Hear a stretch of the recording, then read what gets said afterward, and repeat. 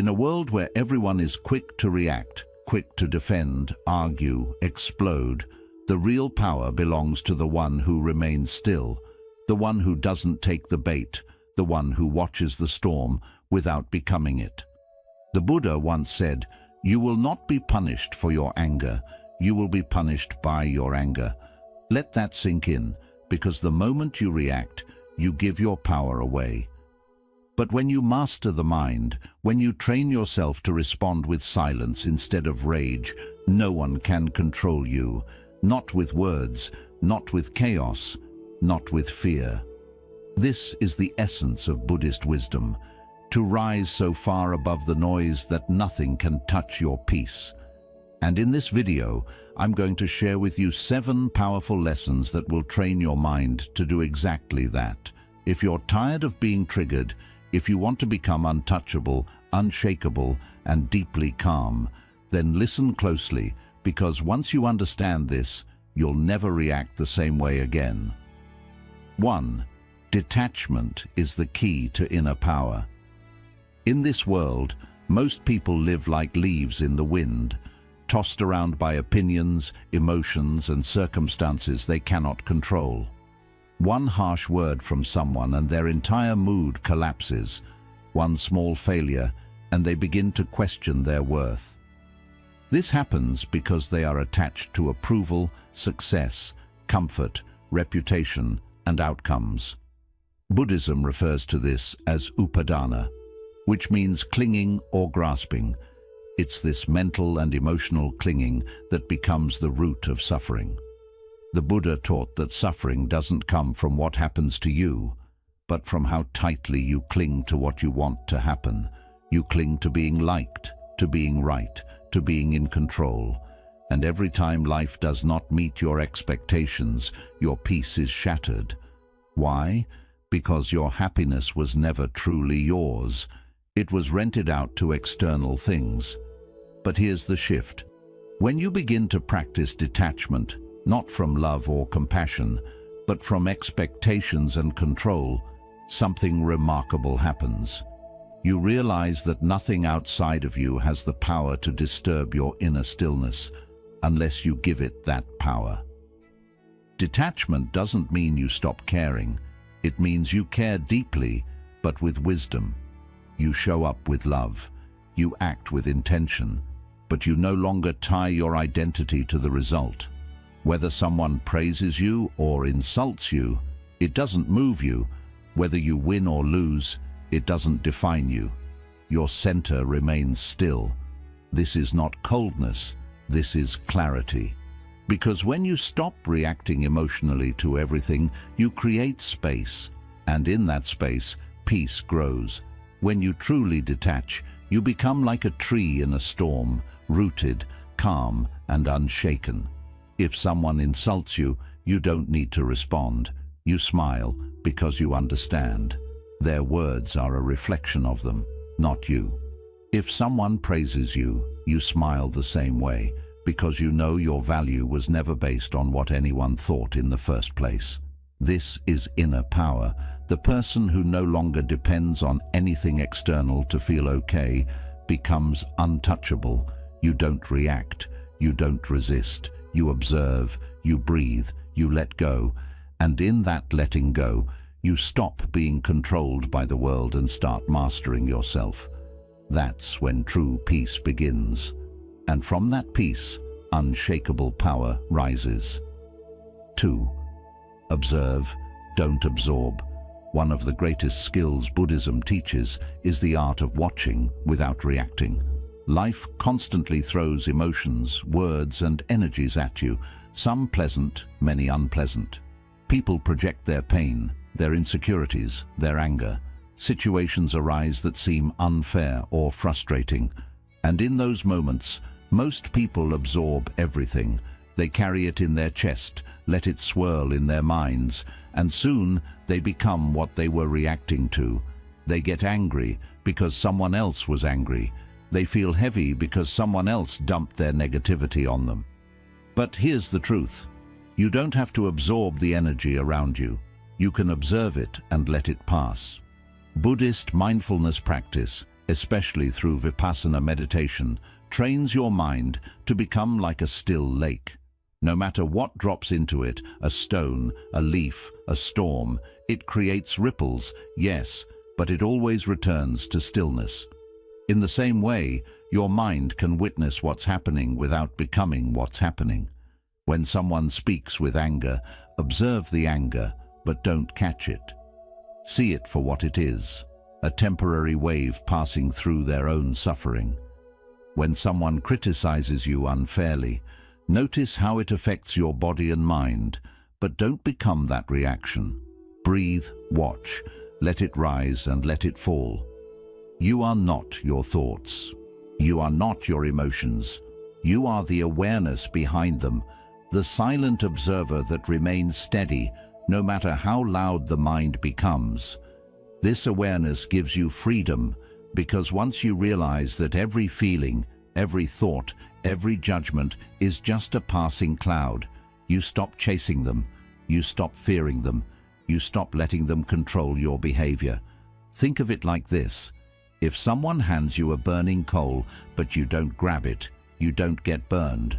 But if you grab it and hold on to it, now you suffer. That's what absorbing others' negativity does to you. It turns you into a mirror for their pain. But when you observe instead of absorb, you create emotional distance. You stay grounded. You stay light. And no matter how chaotic the world becomes, you are no longer ruled by it. This is not weakness. This is mastery.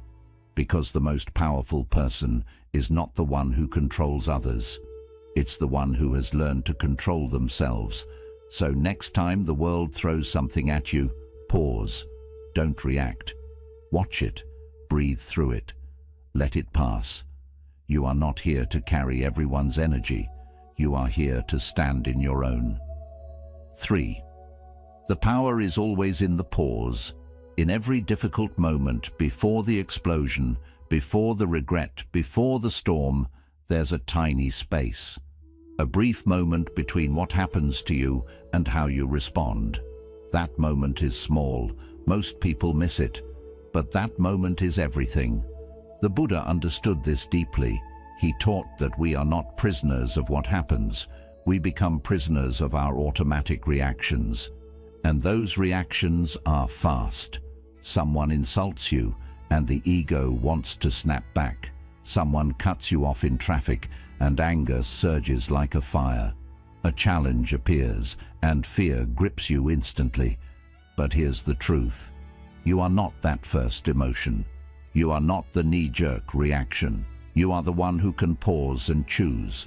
That pause is power. That pause is freedom. In that brief moment, if you train yourself, you can take a breath, come back to your center, and ask, what is the wise response here? Not the emotional one, not the habitual one, but the conscious one. Most suffering begins because we react blindly. We say words we don't mean. We take actions we later regret. And all of it happens because we let emotions hijack the moment. But when you insert a pause, just a breath, a heartbeat of stillness, you break the pattern. You interrupt the storm before it floods your mind. You step out of your conditioned habits and into awareness. Buddhist practice trains this through meditation. You sit, you watch the breath. A thought comes, a sensation arises, but you don't act. You pause. This rewires your brain. It teaches you to feel without reacting, to notice without being controlled. The more you practice this, the stronger your pause becomes. You go from instantly reacting to instantly observing. You learn to speak not to hurt, but to heal. You learn to act not out of impulse, but from grounded clarity. And over time you realize the pause didn't just prevent damage. It created space for wisdom. You didn't just avoid reacting, you rose above the chaos. That's real strength. Not how fast you react, but how deeply you can pause. Because in that pause, you gain your power back. You reclaim your inner space, and from that stillness, you move with intention, not emotion. So next time something shakes you, remember, You don't have to react. You can pause. You can breathe. And in that breath, you become free. 4. Let the fire burn out on its own. When someone throws anger at you, the natural instinct is to throw it back. You feel the heat rising in your chest. Your thoughts race, and suddenly you're in a battle of emotions, trying to prove, defend, or destroy. But Buddhism offers a radical and liberating truth. You don't have to fuel the fire. You can let it burn out on its own. The Buddha taught that hatred is never ended by hatred. Not once in human history has more anger healed another's anger. Only non-hatred, only understanding and stillness can bring peace. When someone directs negativity toward you, they are handing you a torch. If you take it, the fire spreads, but if you refuse to pick it up, it dies. That's what inner mastery looks like. It's not about being passive or weak. It's about knowing that engaging in every argument, defending yourself against every insult, and reacting to every provocation drains your peace and strengthens your ego. The ego wants to fight, but the soul wants to stay free. Imagine this. Someone comes to you full of rage. They scream, they insult, but you remain calm. You don't argue. You don't defend. You simply let them speak. And when they're done, you choose silence. No reaction, no emotional response, just presence. At first it may confuse them. Then it disarms them, because they realize something they never expected. They can no longer control you. Your refusal to respond is not weakness, it's a higher form of power, because when you don't return anger with anger, you don't carry it in your heart. You stay light, you stay free. Think of it like this. If someone hands you a heavy rock and you refuse to carry it, who holds the burden? They do. That's exactly what happens with emotional fire. If you don't pick it up, it stays with them and slowly extinguishes on its own. Letting the fire burn out also protects your mind. Every reaction you make strengthens a habit in the brain. If you keep responding to negativity with more negativity, you train yourself to be reactive, angry, and unstable. But if you consistently choose calmness and space, you rewire your mind for peace, for wisdom, for control. You become like a stone temple in the middle of a storm. No matter how hard the wind blows, it cannot be moved. That's who you're becoming. A person whose peace can't be disturbed because you've learned that your energy is sacred and you refuse to waste it on meaningless fires. So next time someone tries to pull you into their drama, ask yourself, is it worth my peace? Do I need to light my own soul on fire just to win this moment? The answer is no. Stay quiet, stay centered. Let their fire burn out while you remain untouched by the flames, because your peace is not something they can take. It's something you protect with your silence, your awareness, and your refusal to be moved. 5. Silence is the language of the wise. In a world where noise is constant, opinions are loud, and everyone seems to be in a race to be heard, silence has become rare and powerful. Buddhism teaches us that silence is not simply the absence of words. It is the presence of deep awareness. It is the space where wisdom lives. In the Dhammapada, it is written, "Better than 1,000 hollow words is one word that brings peace." And sometimes even that one word is unnecessary. The person who has mastered silence doesn't need to explain themselves. They don't need to fight for attention or prove their worth or out-talk anyone. They speak when it is necessary. They stay silent when it is wise. And when they do speak, their words carry weight because they are rooted in clarity, not reaction. You see, when you speak from a place of ego, you often say things that bring regret. You say too much. You defend too hard. You argue too long. You lose your peace just to win an argument that in the end didn't matter. But when you begin to cultivate inner silence, you realize that not every action deserves a response. Not every opinion needs a reaction. Not every insult needs to be answered. This doesn't mean you allow people to walk over you. It means you have become so secure within yourself that you no longer feel the need to prove anything. You realize that your worth is not found in how loud your voice is, but in how steady your spirit remains. Silence is not weakness. Silence is control. It is the ability to stay grounded when provoked. It is the decision to not let external chaos stir your internal peace. When someone attacks you with words, you are faced with two choices. You can react, defend, and fire back, playing the same game of ego. Or you can remain silent, not out of fear, but out of deep understanding, because you know their words are a reflection of them, not you. And here is where silence becomes your armor. Imagine someone shouting at you, trying to provoke you, expecting you to break. But you say nothing. You look at them, not with hate, not with arrogance, but with complete stillness. That stillness speaks louder than any words could. It says, "I do not fear you. I do not need your validation.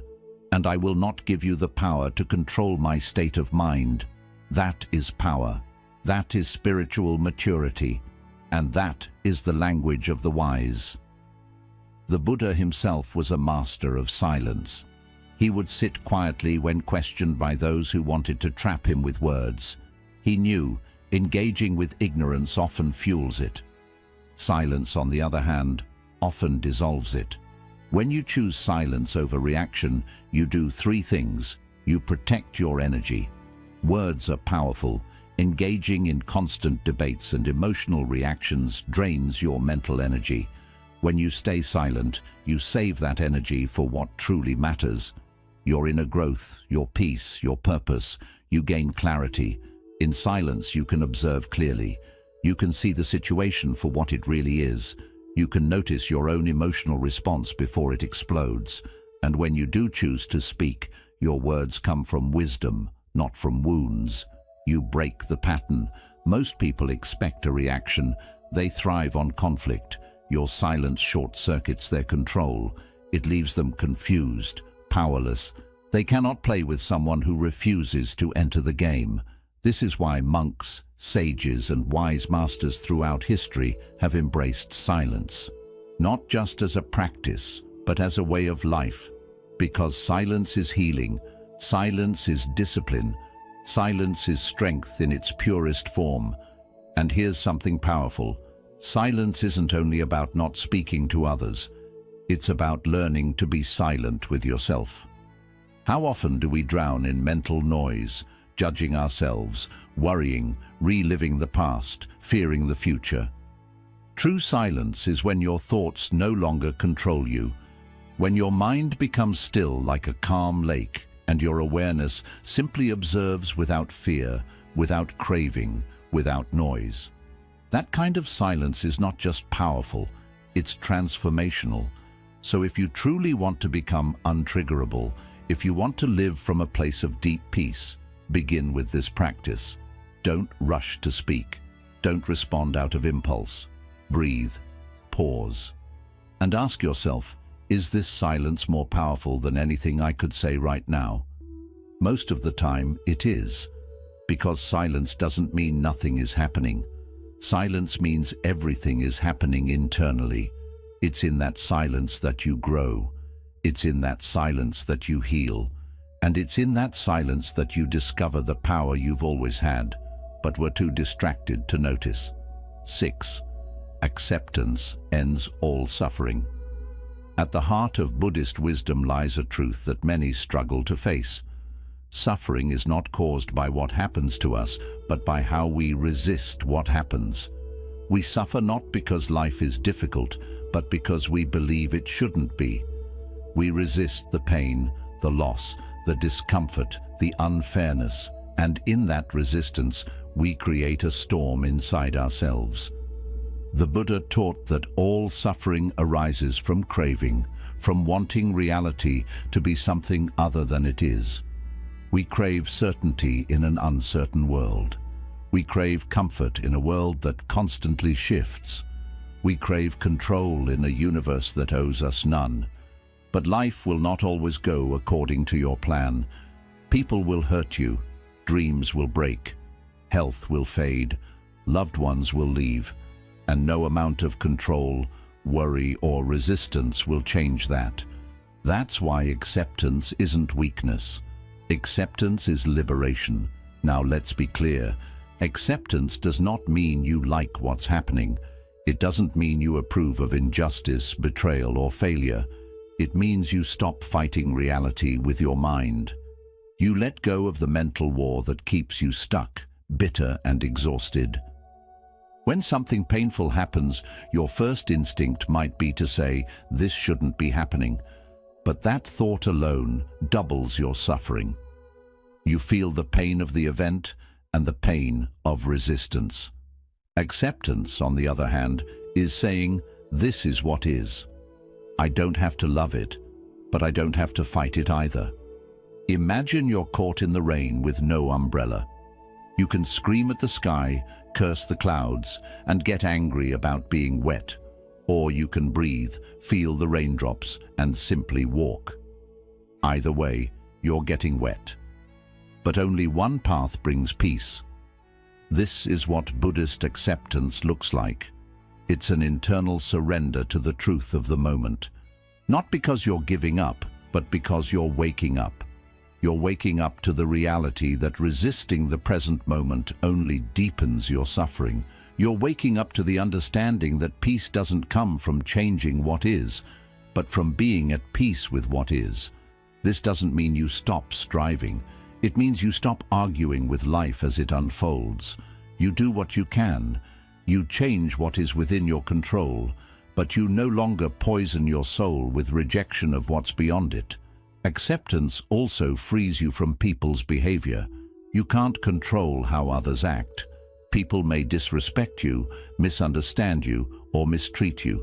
You could spend your life trying to fix them, or you could accept who they are and set clear boundaries from a place of peace, not rage.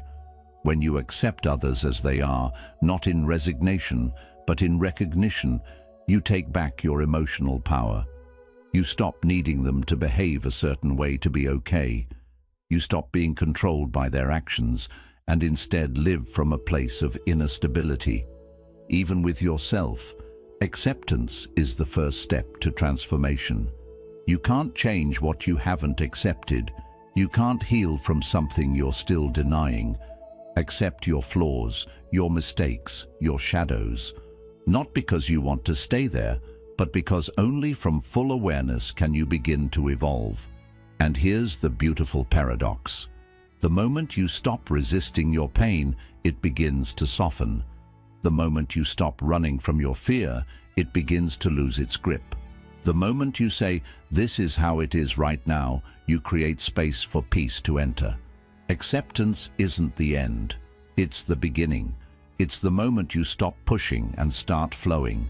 You stop being a prisoner to outcomes and start becoming a master of your inner world. Let's take this deeper. When you accept life, you align yourself with reality. And in that alignment, things begin to shift. Not because you force them, but because you no longer block them with resistance. Peace, clarity, and strength arise naturally. You are no longer swimming upstream against life. You are flowing with it, adjusting with grace, moving with wisdom. This doesn't mean life gets easier. It means you get stronger.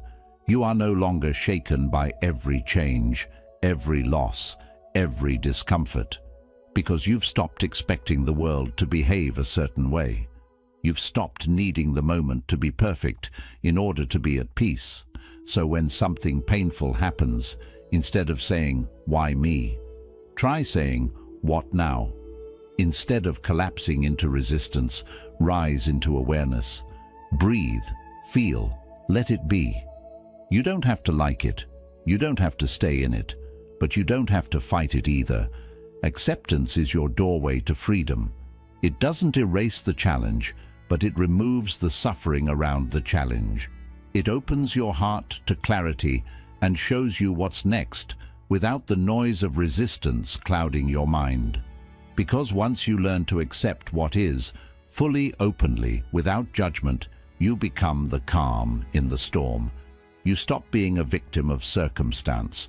You stop being ruled by fear.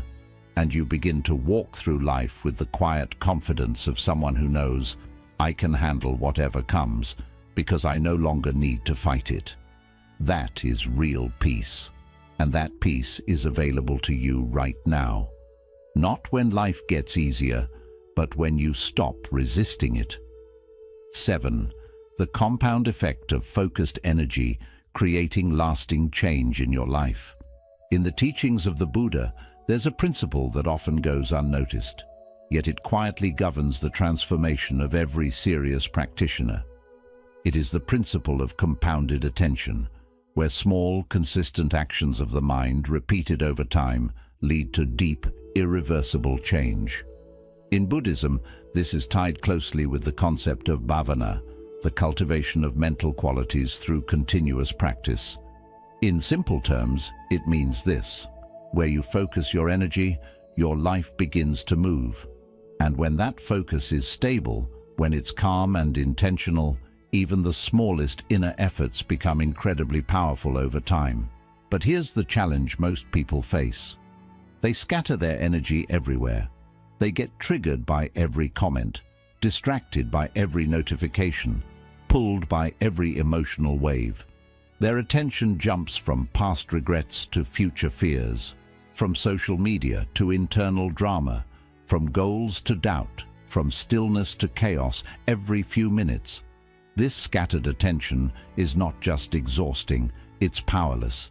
It keeps your energy diluted, it keeps your mind reactive, it keeps your spirit restless. Buddhism teaches the opposite path.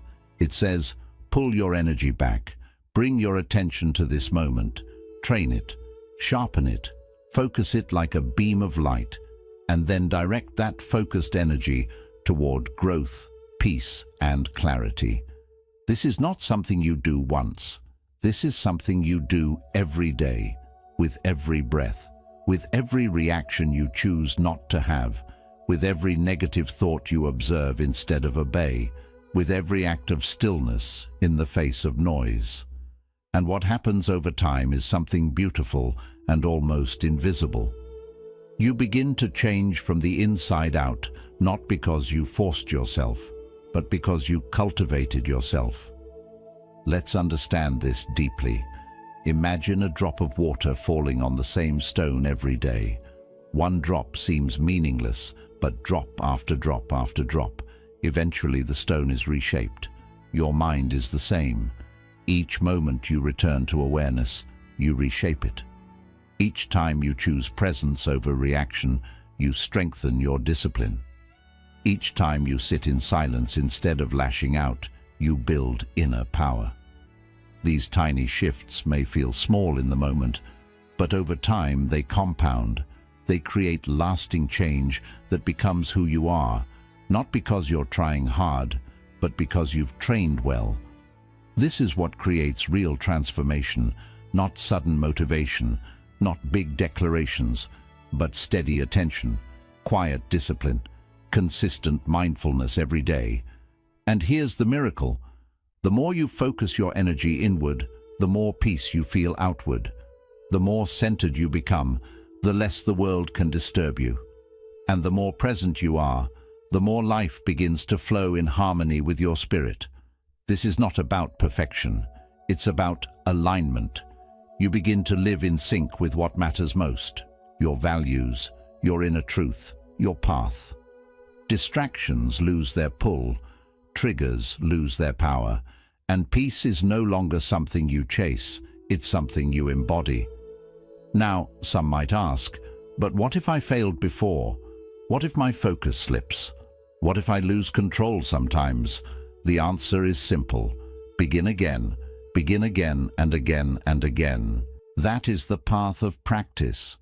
Even great monks, even masters, have wandered in thought, stumbled in emotion, and slipped into old habits. But they returned. They brought their focus back. And with every return, they became stronger. You don't need to be perfect to change your life. You just need to be committed to coming back to your breath, to your center, to your practice. This kind of focused energy is not aggressive. It's not about forcing or pushing. It's about remembering again and again what truly matters and allowing your actions, your words, your thoughts to slowly align with that. Over time, your nervous system begins to relax, your reactions slow down, your breath deepens, and your presence becomes felt, not just by you, but by those around you. You become the kind of person whose calmness influences others, whose silence speaks louder than noise, whose energy doesn't shift with the wind. Because you've trained yourself, moment by moment, choice by choice, to become unshakable. That's the compound effect of focused energy, and that's what Buddhism teaches us. You don't need to conquer the world, you just need to conquer this moment fully, mindfully, intentionally, and then do it again. One breath at a time, one pause at a time, one act of presence at a time, because when you do, your entire life begins to shift. Not all at once, but deeply, lastingly, and beautifully. Now you understand, the goal is not to control the world. The goal is to master yourself. You don't need to win every argument. You don't need to react to every insult. You don't need to be understood by everyone or validated by anyone, because real peace, the kind that no one can shake, doesn't come from changing the outside. It comes from transforming the inside through detachment. You let go of the things that used to hold you down through observation.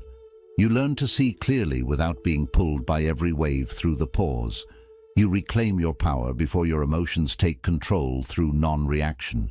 You let the fires burn out without adding more flame. Through silence, you rise above noise and become a presence of still strength. Through acceptance, you stop fighting reality and start flowing with it. And through focused energy, you slowly and quietly reshape your entire life from the inside out. This is not an overnight transformation. It is a daily practice, a moment-to-moment return to stillness. But the more you walk this path, the more unshakable you become. People may still try to trigger you. Life may still test you, but you will no longer be ruled by it. You will observe it, you will understand it, and you will remain untouched by it. That is true freedom. That is real strength. So the next time life tries to pull you off center, remember you are the mountain, you are the silence, you are the space between stimulus and response. And in that space, nothing can touch you.